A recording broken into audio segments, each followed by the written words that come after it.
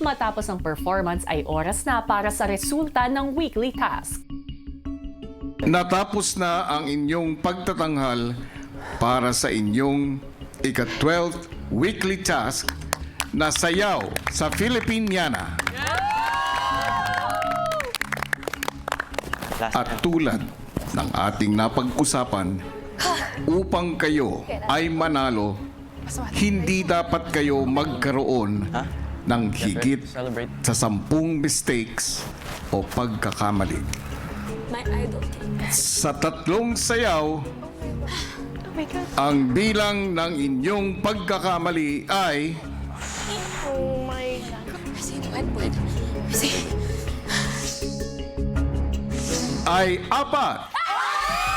Dahil dyan, binabati ko kayo, housemates, dahil kayo ay nagtagumpay sa inyong weekly task. I feel very proud again. Mostly po sa mga housemates talaga, kuya. Kasi po, grabe po yung dedication nila, kuya. Congratulations, housemates! Parang nag-compete po kami, kuya, sa ibang bansa, kuya, na ipakita sa kanila na ito yung kultura namin, kuya. And I think napagtagumpayan din po talaga namin, kuya, yon. And naipakita namin, kuya, kung ano yung story behind it, kuya.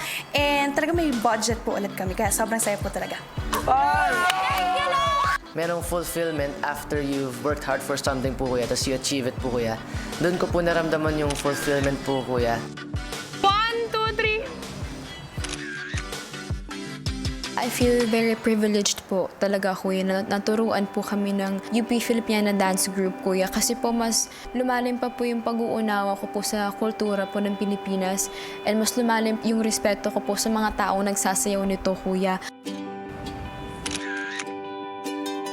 Yay! Magazine!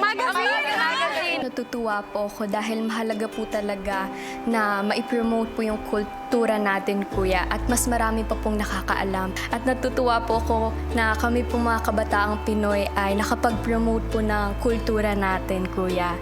Grabe, ganap na ganap tayo. Oh, next pa magazine ulit. Next pa magazine. Smile lang, smile!